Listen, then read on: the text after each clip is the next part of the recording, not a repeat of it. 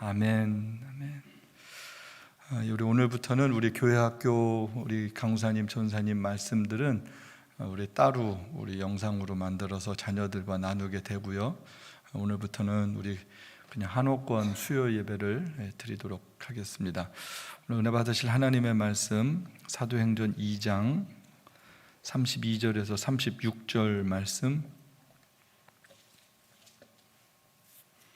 사도행전 2장 32절에서 36절 우리 한번 같이 보겠습니다. 이 예수를 하나님이 살리신지라 우리가 다 이 일의 증인이로다.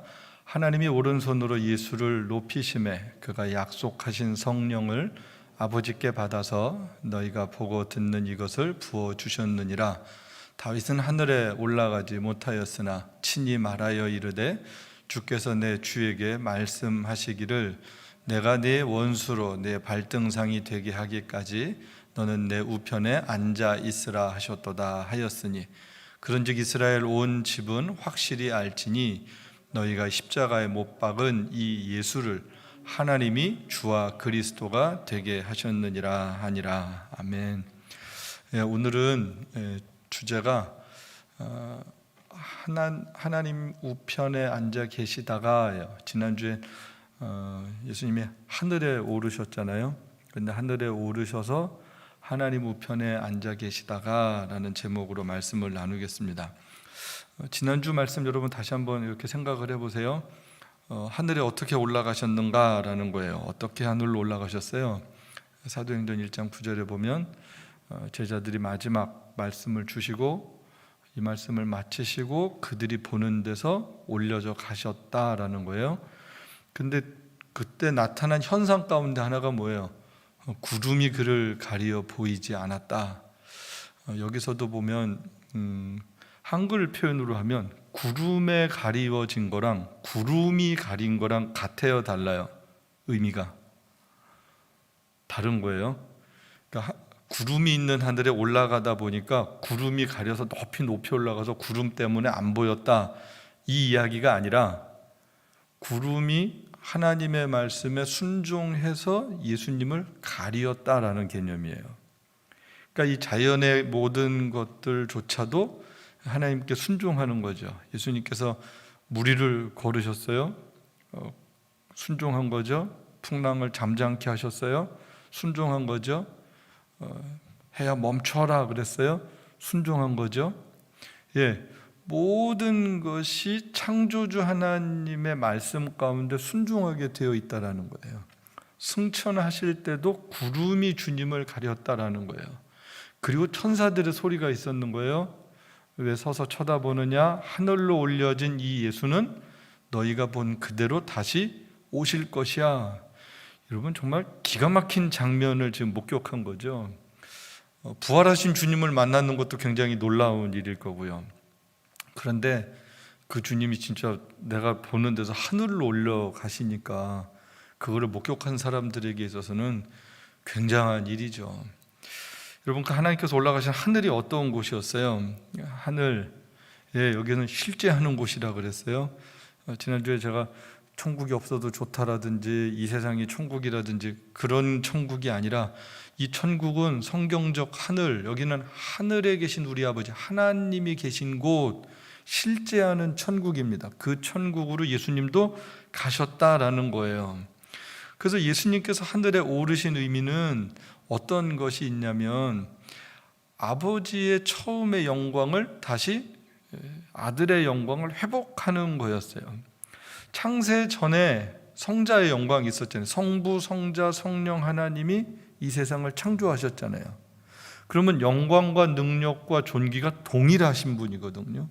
그런데 예수님께서 인간의 몸을 입고 이 땅에 오셨어요. 자기를 비하하신 거예요. 아주 낮아지셨다라는 거예요. 그리스도께서 한없이 낮아지셨어요. 그런데 이제는 그 낮아지심의 자리에서 다시 하나님의 영광의 자리로 돌아가셨다, 회복하셨다라는 거예요. 그래서 하나님의 영광이 회복되었다라는 거죠. 그 전에 인간의 몸을 입고 오신 예수님은 그 당시에 있었던 사람들은 볼 수 있었지만 이제는 승천하신 예수님은 우리가 볼 수 없어요. 쉽게 못 보게 된다는 거예요. 그뿐만 아니라 그 승천하신 예수님의 영광이 회복됐다라는 것을 신약 성경에서 증명해 주는 게 있다 그랬죠. 누가 그 주님을 만나요? 바울이 다메섹 도상에서 만나잖아요. 그런데 어떻게 돼요? 쉽게 볼 수가 없었어요. 눈이 멀었어요. 음성은 들렸고 눈이 멀었다라는 거예요. 빛 가운데 받아서. 반모섬에서 계시를 받았던 요한도 그 하나님 앞에서 그 음성이 들렸을 때, 그 하나님을 배웠을 때 내가 죽게 되었다, 이런 거룩하신 영광의 빛이 드리워지게 되셨다. 그 영광의 회복에 대한 거예요.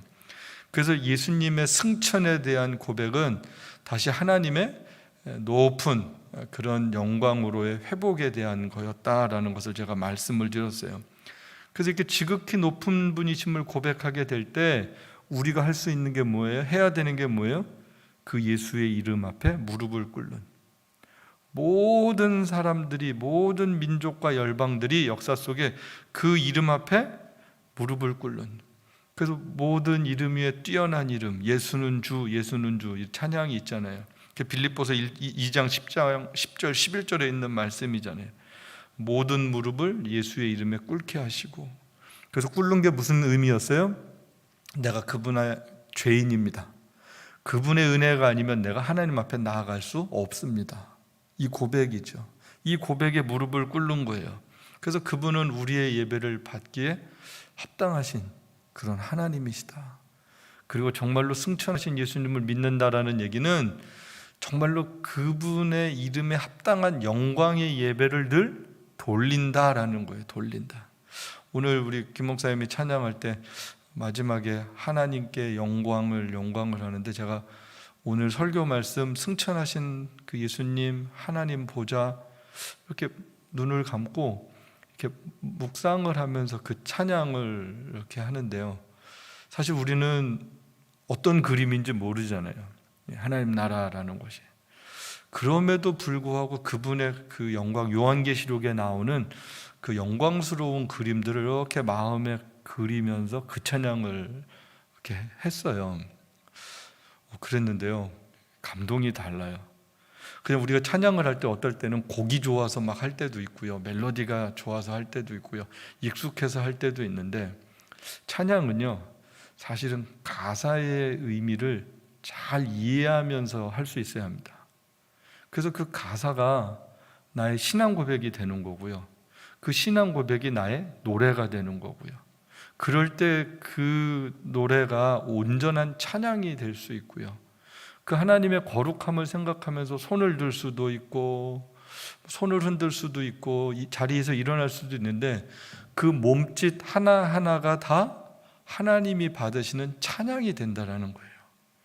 그러니까 이 찬양을 받으시는 그 전능하시고 거룩하신 영광스러운 그 하나님, 그 하나님을 의식하고 하는 나의 음악적 표현, 나의 어떤 몸의 몸짓, 이게 정말 찬양이 된다라는 것은 굉장한 일이죠. 여러분, 그분이, 그 전능하신 분이, 그분이 정말로 우리에게 뭘 받으시고 싶어 하실 것 같으세요? 막 우리의 탁월한 재능일 것 같으세요? 재능도 중요해요. 근데 그 재능조차도 하나님이 주신 거잖아요. 그 마땅히 받은 재능을 하나님께 올려드리는 거예요.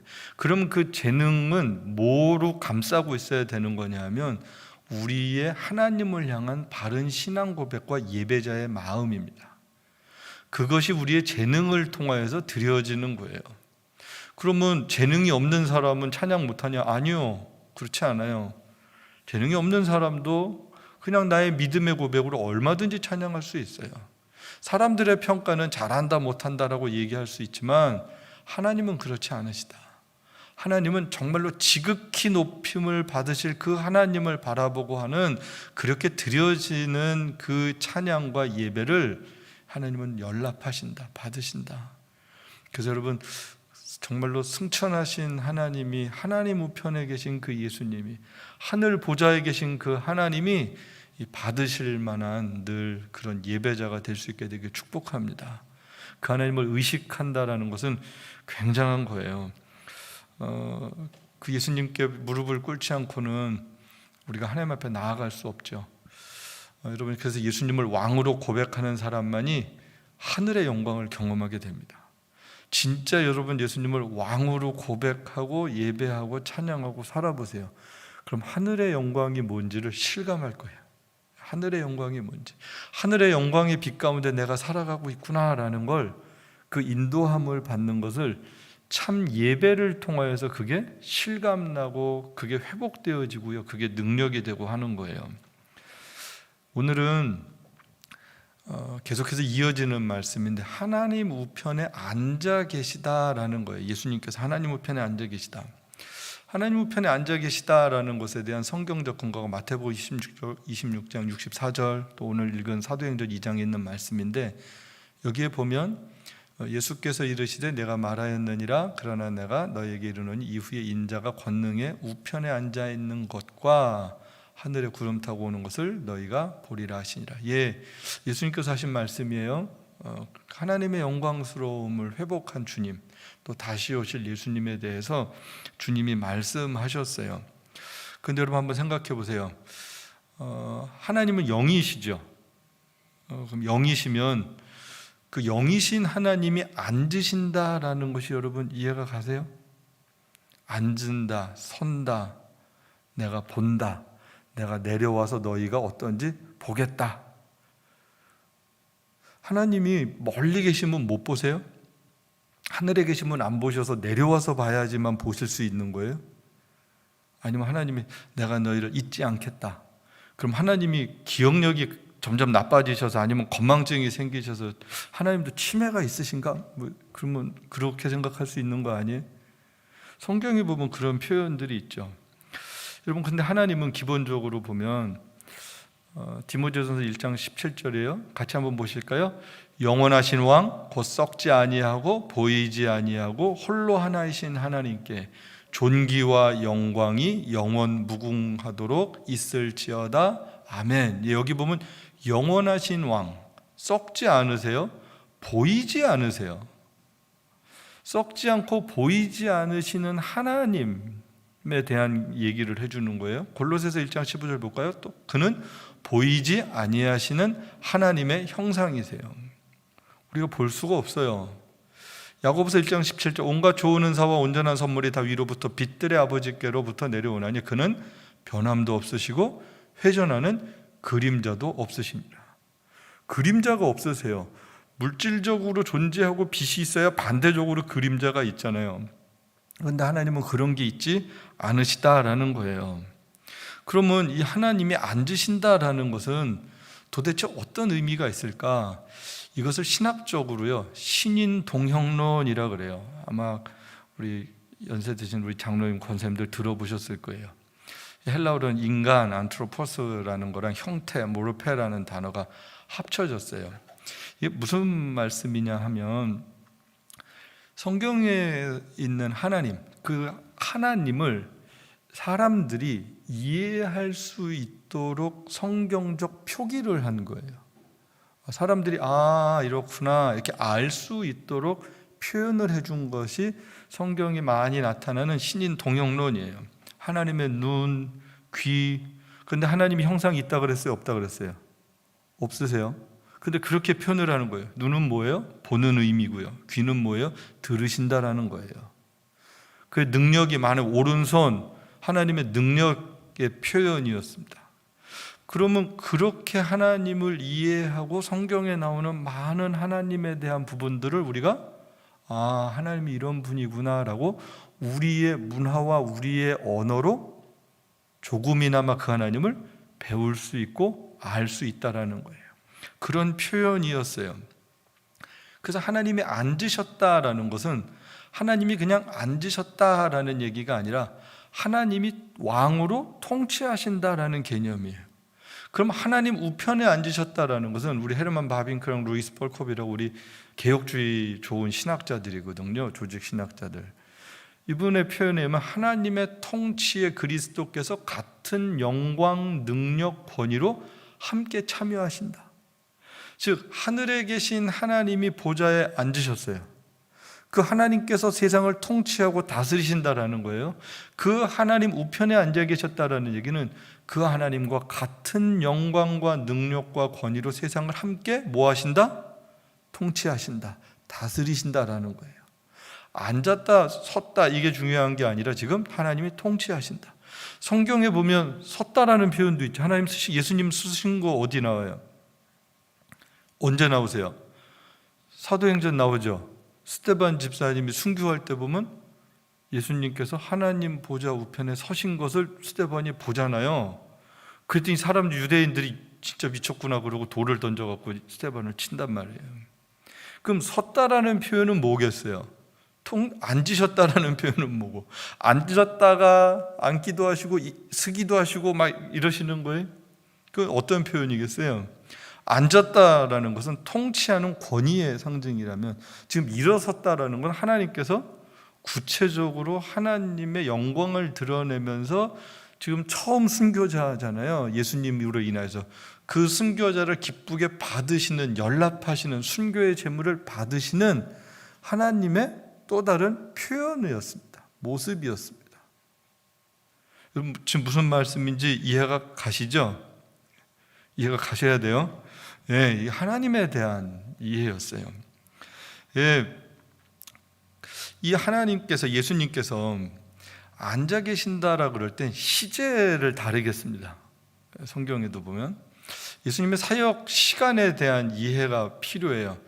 과거는 이제 지금을 기준으로 보면 예수님이 오셨어요, 죽으셨어요, 부활하셨어요, 하늘에 오르셨어요. 이거는 과거죠. 과거의 사건이에요. 현재 아니에요. 그런데 하나님 우편에 앉아 계시다는 것은 현재입니다. 지금 현재적 시간이에요.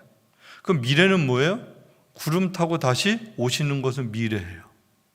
그러면 현재는 예수님께서 하나님 우편에 앉아 계신다, 하나님 나라에서 이 세상을 통치하신다라는 거예요. 다스리신다라는 거예요. 여러분 우리는요, 앉는다 그러면 한국 분들은 무슨 생각 드세요? 앉으면 일해요, 쉬어요? 그냥 처음에 딱 드는 생각이 앉으면 쉬는 거예요. 일어나면 일하는 거고요. 우리 한국적 개념은. 왜냐하면 일은 다 우리가 서서 했거든요. 움직이면서 하고. 앉아서 일하는 거는 그렇게 된 거 얼마 안 돼요. 회사가 생기고 막 사무직이 생기고 그러면서 앉아서 일하지, 그전에는 다 나가서 일했어요. 1차 산업은 다 나가서 일하는 거잖아요. 그러다 보니까 앉아 계셨다라는 얘기를 잘못 오해하면 이제 예수님께서 이 땅의 모든 사역을 다 마치셨다, 하늘에 올라가셔서는 아무것도 안 하신다, 이렇게 생각하기 쉽다라는 거예요. 그런데 그렇지 않다라는 거예요. 지금도 주님은 일하고 계신다라는 거예요. 우리들의 그래서 생각으로 성경을 보고 하나님을 이해하면 안 되고요. 하나님께서 어떠한 의도로 성경을 역사 속에 기록하셨는지, 그 시대의 언어적 표현이 무엇인지, 그 시대의 문화와는 어떤 관계가 있는지를 늘 꼼꼼히 보면서 이해를 할 수 있어야 된다라는 거죠. 그래서 하늘에서 통치하시는 예수님의 사역을 보면 통치하시는 예수님의 사역을 보면 예수님은 세상을 그럼 어떻게 다스리시는가? 예수님께서 이 세상에 오셔서 한 일이 뭐세요? 십자가와 부활을 통해서 하신 일은 예수님의 백성 만드는 거예요. 새로운 하나님의 백성. 유대인들이 아니었어요. 유대인들이 혈통적 유대인이 아니다, 사도 바울이 얘기하잖아요. 영접하는 자, 곧 그 이름을 믿는 자들마다 하나님의 뭐가 돼요? 자녀가 되는 거예요. 영접하는 자, 예수 그리스도를 하나님이 보내신 아들로, 구세주로 영접하는 사람들이 새로운 하나님의 자녀가 되는 거예요. 이 이야기는 하나님의 백성들을 새로 만드시는 일이 있게 됐다라는 거예요. 예수님을 통하여서. 그러니까 이 새로운 백성들, 이 새로운 하나님의 백성들, 예수님의 자녀들, 이 사람들을 뭐로 표현을 하는 거예요? 성경은 교회라고 표현을 했습니다. 새롭게 불러 모아진 사람들, 새로운 에클레시아, 하나님의 나라. 그래서 바실레이아라는 천국이라는 하나님의 나라는 바로 새로운 하나님의 백성들을 통해서 다시 만들어졌다라는 거예요. 그래서 예수님은 세상을 어떻게 다스리시는가? 이미 과거의 십자가와 부활을 통하여서 역사하셨지만 그렇게 하나님의 백성이 되는 길을 만드셨을 뿐 아니라 지금도 그 백성들을 끊임없이 창조하고 계신다. 불러 모으고 계신다. 그래서 그 세상을 다스리시는 거예요. 에베소서 1장 23절은 중요하니까 한번 같이 보세요. 교회는 그의 몸이니 만물 안에서 만물을 충만케 하시는 자의 충만이다. 저 교회가 빠졌어요. 교회는 그의 몸이니 만물 안에서 만물을 충만케 하시는 자의 충만이다. 교회가 주님의 몸이고요. 이 교회를 통하여서 뭐가 충만케 되는 거예요? 세상이 충만케 돼요. 뭐로? 하나님의 영광으로, 하나님의 은혜로, 하나님의 긍휼과 돌보심으로 다시 충만케 되어지는 일들이 있어야 되는데 뭐를 통해서? 교회를 통해서. 그럼 교회는 뭐예요? 그리스도의 몸인데 어떻게 그리스도의 몸이 만들어져요? 예수님의 새로운 백성들 하나하나가 모여진 게 교회란 말이에요. 그러면 결국은 교회가 움직이는 거예요? 하나님의 백성이 움직이는 거예요? 세상 속에. 하나님의 백성들이 세상 속에 움직여지는 거예요. 교회가 되어서 살아가는 거예요. 교회로 모일 뿐만 아니라 내가 교회가 돼서 살아갈 때 그 자리에 뭐가 충만케 돼요? 그리스도의 영광이 충만케 되어지는, 바로 하나님의 새 백성과 교회를 통하여서 예수님은 이 세상을 다스리신다라는 거예요. 그래서 이 교회는 현존하는 하나님 나라예요. 실체하는 하나님의 나라, 하나님 나라의 모형을 맛을 보여주는 곳, 살짝 보여주는 거예요. 물론 교회가 불완전해요. 실수도 해요. 연약한 사람들이 있다 보니까 갈등도 있고 그런 일이 있지만 그래도 그 교회가 가장 하나님의 아름다움을 나타낼 수 있는 유일한 곳이다라는 거예요. 유일한 곳이다. 예수님이 직접 통치하는 유일한 곳이에요.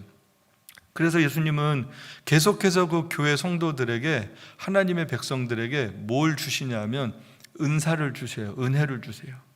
그리고 하나님의 교회, 그리스도의 사역을 어떻게 잘 드러내야 되는 거예요? 여기 한번 같이 보세요.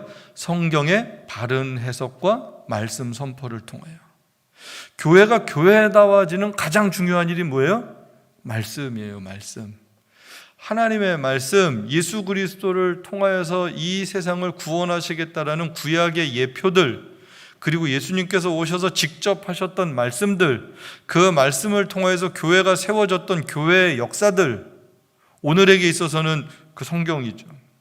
이 성경을 통하여서 하나님의 말씀들이 교회 가운데 흘러가는 거예요. 교회 가운데 흘러간다는 건 뭐예요? 교회 강단에서 선포되어질 때 하나님의 백성 한 사람 한 사람이 그 말씀을 받고 채워지고 그 주님의 마음을 이해하고 주님의 사명을 감당하는 일들이 생겨지는 거죠. 그게 그래서 제일 시작은 바른 하나님의 말씀의 해석, 그리고 바로 해석된 말씀들의 선포, 이 선포를 통하여서 하나님으로 채워진 주의 백성들, 이게 교회가 해야 되는 가장 중요한 일입니다. 다른 어떤 것들이 아니라 그게 제일 중요해요. 그렇죠, 여러분. 교회를 가만히 생각해 보세요. 말씀 없는 예배 한번 생각해 보세요. 말씀 없는 교회를 한번 생각해 보세요. 교회 모든 게 다 있어요. 근데 예배 없는 거예요? 그럼 교회 아니에요? 교회 아니죠. 예배 가운데 하나님의 말씀에 대한 가르침과 선포가 없어요. 그럼 배울 수 있는 게 없죠. 하나님을 못 배우는 거잖아요. 하나님이 어떤 분인지를 모르는 거잖아요. 예, 그렇기 때문에 교회는 바른 말씀 선포, 이게 너무너무 중요했어요. 선교도 마찬가지예요. 제일 중요한 게 뭐예요? 하나님의 말씀을 가르치는 일이에요. 하나님의 말씀을 가르치는 일. 많은 거 가르칠 수 있어요. 그런데 제일 중요한 거는 하나님의 말씀입니다. 제가 그랬잖아요. 이슬람 사역하는 현장들을 갔는데 성경 말고는 정말 열심히 잘 가르치시는데 성경 가르칠 때는 되게 조심스럽게 숨어서 눈치 보면서 힘겹게 가르치는데 참 이걸 뭐라고 말하기가 어려운 거예요. 정말 성경 말고는 다 가르치려고 그러는데 제가 안타까웠어요. 근데 그러면 뭐 저도 나가서 그 위험한 데 가서 막 예수 믿으세요 그러고 성경 읽으세요 그러고 돌아다닐 수 있냐? 아니요, 저도 그렇게 막 자신이 없어요. 쉽지는 않아요. 그럼 어떻게 해야 될까? 그러다가 어린이 성경을 생각한 거예요. 어린이 성경, 어린이들이 볼 수 있는, 쉽게 복음을 접할 수 있는.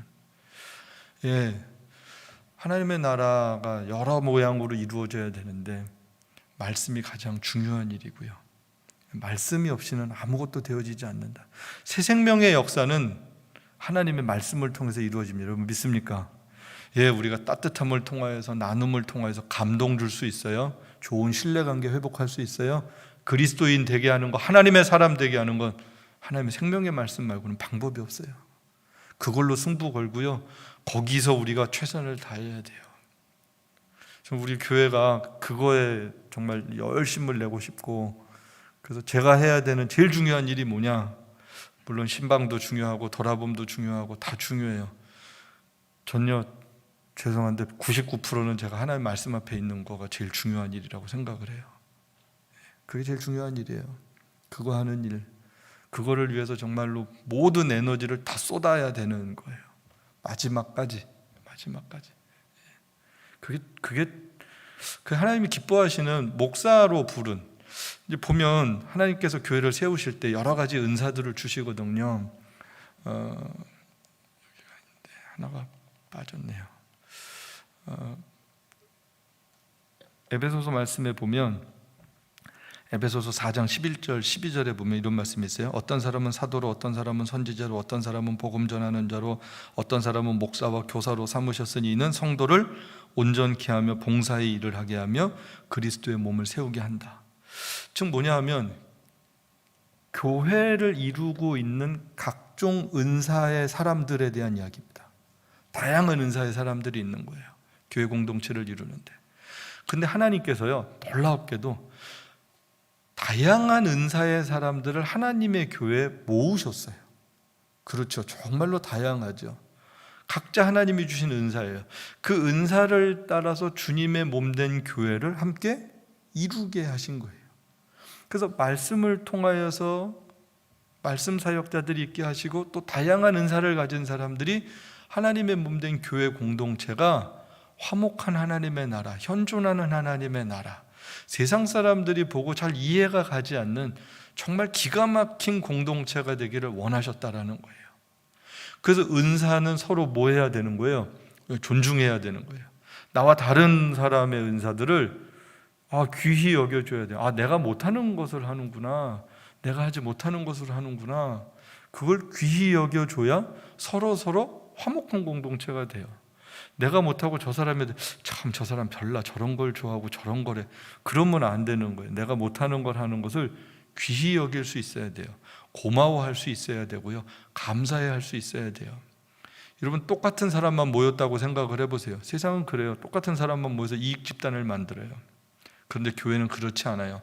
다양한 사람들이 모여서 화목하고 건강한 하나님 나라를 이루는 거예요.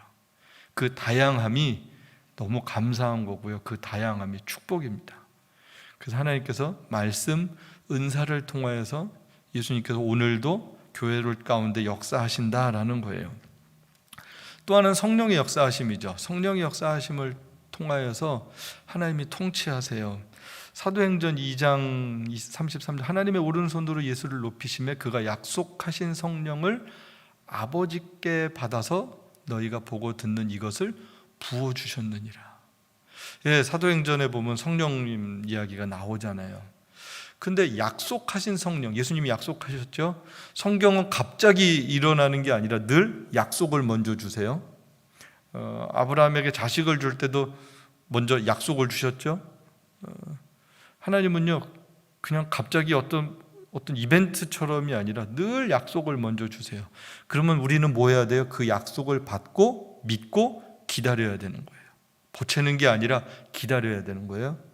그러면 그 기다림 가운데 하나님께서 하나님의 시간에 역사하시는 거예요. 성령도 약속하셨고, 약속하신 성령, 예수님의 부활도 성경은 뭐라 그래요? 약속대로 부활하셨다 그래요. 말씀대로 부활하셨다 그래요. 약속대로 오셨다 그래요. 다 약속대로. 예, 성령의 역사가 이제 나타나는 거예요. 하나님께 받아서 예수님께서 부어주셨다라고 말씀을 하고 있습니다. 즉, 이 시대에 하나님 예수님께서 어떻게 세상을 통치하시는가? 바로 성령을 통하여서 이 세상 가운데 역사하시는 거예요. 여러분, 성령님의 은혜를 입었던 분들은 기억할 거예요. 성령의 은혜를 입으면 여러분 어떤 일들이 일어나요? 물론 사도행전에 나타나는 건 방언도 하고 찬미도 하고 떡을 떼고 그런 일들이 있는데, 베드로 사도가 설교하잖아요. 안 믿었던 유대인들에게. 그러니까 거기서 있었던 사람들은 믿었던 사람들이에요. 사도행전 2장 처음에 있었던 사람들은 예수님 승천하신 거 보고 성령을 사모해서 믿고 기다렸던 120명이고요. 그 다음에 예수님을 믿지 않았던 사람들이 예수님에 대한 복음이 선포되어질 때 그 사람들이 성령께서 역사하셨더니 반응이 뭐예요? 뭐부터 일어나요? 회개예요, 회개. 우리가 어찌해야 할꼬? 회개가 일어납니다. 내가 죄인인 걸 알게 됩니다. 성령의 은혜를 받으면 제일 먼저 깨달아지는 게 나의 죄인됨이에요. 눈물 흘리는 거예요. 내가 죄인인데, 나 이렇게는 안 되는데, 그거 알게 돼요. 진실한 회개가 나타나게 되고요. 그리고 믿음으로 순종하는 삶을 살게 됩니다. 그렇게 성령께서 역사하시는 거예요. 그러면서 개인의 삶의 변화가 나타나요. 생각이 변하고요. 삶이 변해요. 조금씩 조금씩. 갑자기 변화되는 일은 거의 없고요. 흔치 않고요. 아주 조금씩 주님 만나는 그날까지 우리가 변하는 거예요. 그게 성령께서 역사하시는 일이에요. 예, 사람 잘 안 변하죠. 정말 잘 안 변해요. 그 얘기는 참 나 못됐어 이 얘기랑 똑같아요. 난 죽어도 못해, 나 엄청 못됐어 이 얘기랑 똑같은 거예요. 변해야 되죠. 나쁜 건 언제든지 변해야 돼요. 나쁜 거 고쳐야 되고요. 고집스럽게 사는 거 그거 참 악한 거예요. 성령이 임하시면 우리 고집스러운 게 없어지는 거예요. 쓸데없는 자존심 없어지는 거예요. 못된 자아도 없어지는 거예요. 새로운 하나님의 백성으로 창조가 되었기 때문에 날마다 새로워지는 거죠. 성경을 보고 기도를 할 때 하나님의 성령이 역사하시면 여러분 어떤 일들이 일어나세요? 하셨던 분만 알아요. 많은 변화가 있습니다. 삶의 변화가 있습니다. 그 변화된 모습, 그게 저 사람이 성령 받았구나, 성령의 인도함을 받는구나, 우린 그렇게 알게 되는 거예요. 그러면서 그런 사람들이 모여서 있으니까 그 공동체가 어떻게 돼요? 교회는 어떻게 돼요? 교회가 변하는 거예요. 교회가 부흥하는 것보다 중요한 게 뭐냐면, 교회에 사람이 많이 모여지는 것보다 중요한 게 뭐냐면 변화되는 겁니다. 변화되는 거예요. 변화돼서 나타나는 열매가 뭐예요? 화목이에요, 화목. 내적 화목이 이루어져요. 내적인 화목이 이루어지니까 교회 공동체 간에 외적 화목이 이루어지고요. 외적인 화목이 이루어지니까 그것이 흘러서 세상 가운데 넘쳐나는 거예요. 그게 향기가 되어지는 거예요. 너희가 그리스도의 향기다, 향기. 여러분, 향기는 가만히 있어요? 아니요, 가만히 안 있죠. 막 퍼지죠. 흩어지죠. 냄새를 맡는 사람들은 금방 알아요. 이게 향기인지 아니면 썩은 냄새인지. 성령의 역사가 일어나면 그리스도의 향기가 우리 안에서 자연스럽게 흘러가게 된다는 거예요. 그 은혜를 베풀어 주시는 거죠. 그리고 정말로 하나님께서, 예수님께서 성령님을 통해서 하시는 놀라운 일, 어떤 일이 있어요?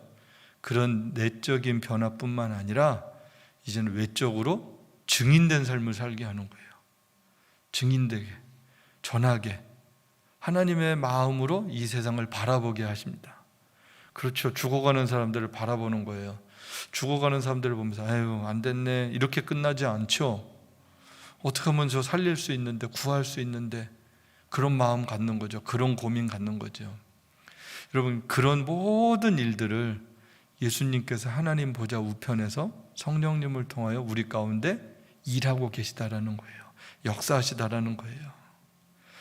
그러다 보니까 교회가 이런 일들을 할 때 하나님의 백성들은 그 교회 가운데서 일원된 것을 기뻐하는 거고요.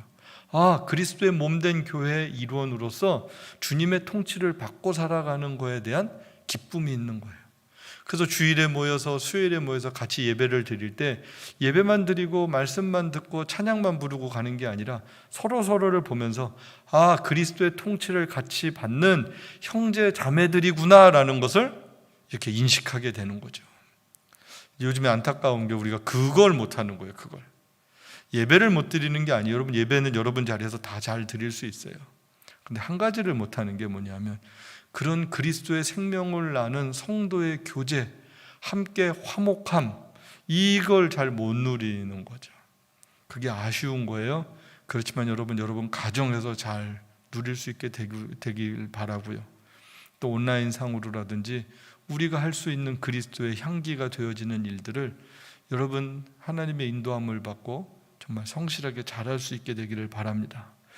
또 하나는 이런 교회, 그리스도의 피값으로 세우신, 오늘도 하나님께서 이 세상을 통치하실 때 교회를 통해서 통치하시는데 이 교회 안에 있다라는 그 기쁨과 감격뿐만 아니라 교회의 질서에 순종하는 일 또한 하나님 앞에서 우리가 잘 순종하는 모습 가운데 하나입니다.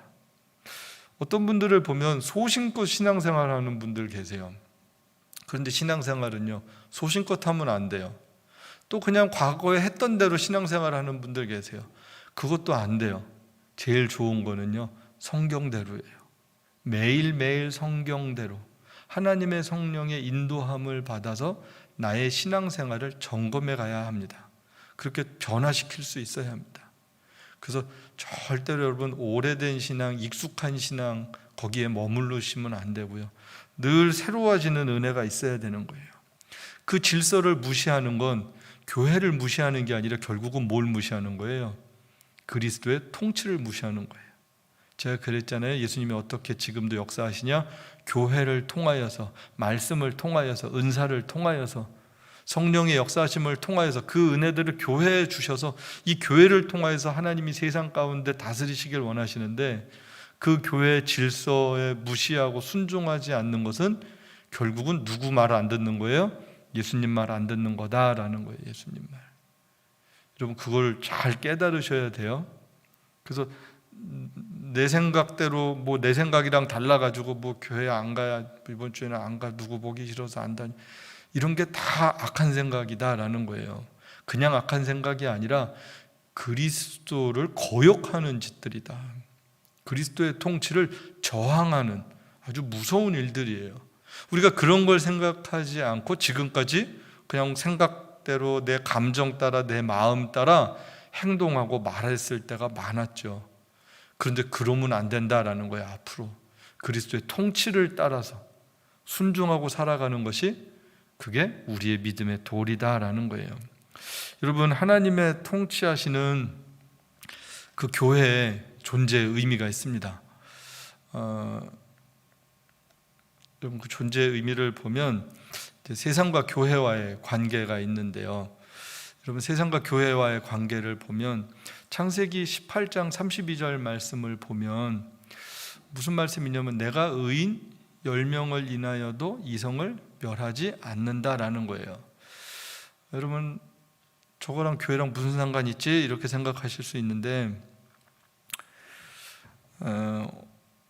여러분 오늘날도요 이 악한 세상이 멸망당하지 않고 심판받지 않고 지금도 존재할 수 있는 근거가 뭘까요? 저는요 저 말씀이다 라고 생각을 합니다. 즉 오늘날은 교회 때문이에요. 하나님께서요 그 악했던 소돔과 고모라도 의인 10사람 때문에 심판하지 않으셨다면 그 의인들을 보호하시고 하시는 하나님의 마음이라면 오늘날도 거룩한 하나님의 몸된 교회를 하나님이 보호하시길 원하시는 거예요. 심판하기를 원치 않으신다라는 거예요. 그래서요 냉정하게 세상이 타락하는 것은 별 문제가 되지 않아요. 물론 그것도 속상한 일이고 안타까운 일이지만 정말로 중요한 것은 교회가 거룩한가 거룩하지 않은가, 이게 정말로 중요한 일이다라는 거예요. 거룩한 10명이 있는가? 그러면요 소망이 있는 거예요. 괜찮은 거예요. 근데 없으면 멸망당하는 거예요. 여러분, 그런데요, 우리는 맨날 세상 욕하잖아요. 믿지 않는 사람들 욕하잖아요. 뉴스 보고 욕하잖아요. 그러니까 뉴스는 원래 욕하라고 있는 것 같아요. 제가 보면 우리한테 욕하라고 있는 것 같아요. 뉴스를 보고 기뻐할 일이 별로 없어요. 안타깝고 속상한 일이 많지. 근데 그게 중요한 일이 절대 아니라 원래 세상은 그렇다. 문제는 하나님의 백성들이 교회예요. 교회. 그걸 거룩하게 유지하고 존속시키는 일이 너무너무 중요한 거죠. 그래서 예수님께서도 뭐라 그러세요? 마태복음 5장 13절 14절에 너희는 세상의 빛이다, 소금이다, 이렇게 말씀하시는 거예요. 너희와 세상이 달라요. 너희가 세상의 소금이에요. 그럼 세상은 소금이 없어요. 세상은 빛이 없어요. 그럼 소금과 빛은 누구만 가지고 있는 거예요? 교회만 가지고 있는 거예요. 하나님의 백성들만 가지고 있는 거예요. 하나님의 생명이 있는 사람들만 소금과 빛을 가지고 있다라는 거예요. 그 고유한 거룩함, 이것을 가지고만 있으면 된다. 어디에? 세상 속에. 세상 속에. 근데 우리는 또 이 세상의 빛과 소금인데 자꾸 우리끼리 모여서 세상 누가 더 빛인지 누가 더 소금인지 이거 한단 말이에요. 그것도 안 돼요. 그것도. 교회는 거룩하신 하나님의 영광이 있는 곳이에요. 거기서 막 촛불 켜고 다니면서 누구 초가 더 밝아, 그러면 안 되죠. 그러면 빛이 환하게 있는데 거기서 랜턴 들고 배터리 다 나간 것 같고 네 빛이 밝고 내 빛이 밝고 그러면 안 되고, 거기서는 하나님의 영광의 빛을 막 받으려고 노력을 해야 되고요. 충전이 되어야 하고요. 어디 나가서 빛을 비추는 거예요? 세상에 나가서 믿지 않는 사람들에게, 또한 믿는 형제 자매들에게 아름다운 빛을 잘 나눠주는 거죠. 잘 밝혀주는 거죠. 여러분, 하나님은요, 예수님은요, 교회를 세우시고 삼위일체 하나님께서, 삼위일체 하나님이 구원에 대해서 제가 에베소서 말씀드렸잖아요. 그렇게 해서 한 사람 한 사람을 자녀 삼아 주시고 교회로 부르셔서 그 다음에는 이 교회를 이 세상의 만물을 충만케 하는 그런 하나님의 영광스러운 나라로 이 땅에 남겨두신 거예요. 언제까지? 주님 다시 오실 때까지. 하늘에 오르신 하나님 우편에 앉아 계신 그 예수님께서는 이 교회를 세우셔서 교회에 지대한 관심을 갖고 계신 거예요. 언제까지 이 일을 누가 해야 된다고요? 예수님 오실 때까지 교회가 그 하나님의 영광을 드러내는 일을 해야 되는 놀라운 사명을 갖고 있는 거죠. 그러니까 예수님은 어디에 힘을 주길 원하세요? 교회를 새롭게 하길 원하시고요. 교회에 은혜를 주길 원하시고요. 교회에 말씀을 주시고 그 교회 공동체가 거룩하게 되기를 정말로 너무너무 안타깝게 간절하게 바라보고 계신다라는 거예요. 그러면 반대로 사탄은 어디만 공격하면 되는 거예요? 교회만 공격하면 되는 거예요. 사탄은요, 교회만 공격하면 돼요. 교회 지도자들을 공격하는 게 제일 빠르고 쉬운 일들이에요. 여러분, 이게 전쟁이요, 눈에 정말로 정확하게 보인다란 말이에요. 마지막에 교회만 남았고요. 이 교회가 마지막까지 싸우는 거예요. 싸우는. 마지막까지 영적 전쟁을 치르는 데가 이 교회예요. 그래서 이 교회가 어떻게 하나님의 말씀으로 강력하게 준비가 되어 있고 하나님의 전신갑주를 입고 세상을 향하여서 빛과 소금으로 나가서 싸우느냐. 싸우라 그랬더니 또 말귀를 잘못 알아들어가지고 십자군 전쟁을 하고 막 폭력혁명을 일으키고, 그렇게 싸우는 게 아니란 말이죠. 성경은 한 번도 그런 것을 말씀하고 있지 않아요. 물론 구약 때 헤렘 전쟁은 가나안 땅에 들어가는 전쟁과 예수님이 오셔서 이 세상 가운데 하나님 나라를 이루시는 것은 개념이 다른 이야기예요. 오늘날 이 시대에 우리가 해야 되는 전쟁은 무기가 딱 뭐예요? 빛과 소금이에요. 빛과 소금. 복잡하게 생각할 거 없어요. 썩어가는 거 썩지 않게, 어두운 거 밝게, 그것을 통하여서 하나님의 영광스러움을 나타내는데, 예수님께서 하나님 우편에서 교회를 통하여 그렇게 통치하고 계신다라는 거예요. 과거예요? 미래예요? 지금 현재 아까 제가 시제 말씀을 드렸죠. 지금 이 시간에 거룩하신 하나님 보좌 우편에서 그리스도께서 그 동등한 영광과 능력을 가지고 오늘 우리에게 역사하고 계신다. 그러면 우리는 어떻게 해야 돼요? 그 능력을 힘입어. 우리의 힘으로 싸우는 게 아니고요, 그 능력을 힘입어서, 하나님 나는 힘이 없습니다, 하나님 은혜 주셔야 됩니다, 그 능력을 힘입어서 하루하루 그 하나님의 인도하심을 받고 살아갈 때 그분의 통치가 나를 통하여서 내 삶의 자리에 나타나게 된다는 것입니다. 여러분, 우리가 사도신경 신앙 고백을 할 때 하나님 우편에 앉아 계신 그 예수님에 대한 신앙 고백은 오늘 말씀드린 이런 의미가 있어요. 그러니까 전능하사 하나님 우편에 앉아 계신 그분 딱 고백할 때, 아, 거기 계시대가 아니라 그분이 지금 내 삶을 다스리고 계시는구나, 나를 인도하고 계시는구나, 나와 함께하고 계시는구나, 그걸 고백하면서 그 하나님의 은혜를 실감하면서 여러분 그렇게 고백하고 하루하루 그런 신앙 고백의 삶을 살 수 있게 되기를 우리 주님의 이름으로 축복합니다. 우리 시간 같이 한번 합심해서 기도하겠습니다. 예수님은요, 앉아서 쉬지 않으세요. 오늘도 우리를 지켜보고 계시고요, 우리에게 은혜 주시고 힘 주시길 원하십니다.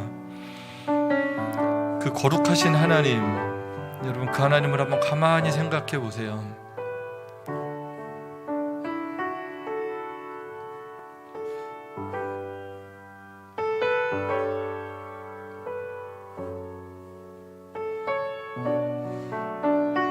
여러분 그분을 사모하십시오. 그분의 능력을 덧입으십시오. 그분의 은혜로 충만케 되십시오. 이 시간 기도할 때 하나님, 그 거룩하신 주님의 능력으로 나를 충만케 하여 주옵소서. 새로운 하나님의 백성으로 살아가는 그 힘을 예수님으로부터 받게 하여 주옵소서. 우리 한번 같이 합심해서 기도하겠습니다. 고마우신 하나님 아버지, 멀리 계신 하나님이 아니라, 과거에 일하셨던 하나님이 아니라, 앞으로 일하실 하나님이 아니라 지금 내 삶에 개입하셔서 동행하시고 역사하시는 그 주님, 그 주님의 은혜를 인하여 감사합니다. 하나님 아버지, 하나님 우리를 이 땅에 남겨두셨고 그 하나님의 거룩한 나라의 사명을 우리를 통하여서 주님 오실 때까지 잘 이루고 감당하길 원하십니다. 주님, 그래서 그 주님은 우리 보러 알아서 해 그렇게 말씀하시지 않고 성령을 보내주셨고 또한 하나님 보좌 우편에서 우리를 통치하고 계십니다. 우리의 기도를 들으십니다. 그래서 내 이름으로 무엇이든지 구하면 내가 듣는다라고 말씀하셨습니다. 하나님 감사합니다. 주님, 그 주님의 은혜로 채워져서 살 수 있도록 주님 도와주옵소서. 아멘. 하나님 아버지 감사합니다. 하나님 보좌 우편에 계신 그 주님, 그런데 그냥 떠나신 주님이 아니라, 다시 오실 주님이 아니라 오늘이라는 내 삶의 시간 속에 개입하시고 역사하시고 힘주시고 통치하시는 주님임을 오늘 말씀을 통하여서 다시금 나눌 수 있게 돼서 감사합니다. 하나님, 우리의 생각이나 우리의 힘으로 살지 않게 하여 주옵시고 하나님의 말씀과 기도를 통하여 하나님의 마음으로, 하나님의 능력으로, 하나님의 은혜로 하루하루 살 수 있도록 주님 은혜를 베풀어 주옵소서. 하나님 아버지, 하나님의 통치하심을 이 교회를 통하여서, 하나님의 백성들을 통하여서 이 역사 가운데 우리에게 귀한 사명을 주셨습니다. 어두운 세상 가운데 빛의 사명이 있습니다. 썩어가는 세상 가운데 썩지 않게 하는 소금의 사명이 있습니다. 하나님 아버지, 우리에게 은총을 베풀어 주옵소서. 그 사명 잘 감당할 수 있도록 주님 축복하여 주옵소서. 예수님의 이름으로 기도합니다. 아멘. 우리 같이 사도신경 신앙 고백하겠습니다. 전능하사 천지를 만드신 하나님 아버지를 내가 믿사오며 그 외아들 우리 주 예수 그리스도를 믿사오니 이는 성령으로 잉태하사 동정녀 마리아에게 나시고 본디오 빌라도에게 고난을 받으사 십자가에 못 박혀 죽으시고 장사한 지 사흘 만에 죽은 자 가운데서 다시 살아나시며 하늘에 오르사 전능하신 하나님 우편에 앉아 계시다가 저리로서 산자와 죽은 자를 심판하러 오시리라. 성령을 믿사오며 거룩한 공회와 성도가 서로 교통하는 것과 죄를 사하여 주시는 것과 몸이 다시 사는 것과 영원히 사는 것을 믿사옵나이다. 아멘.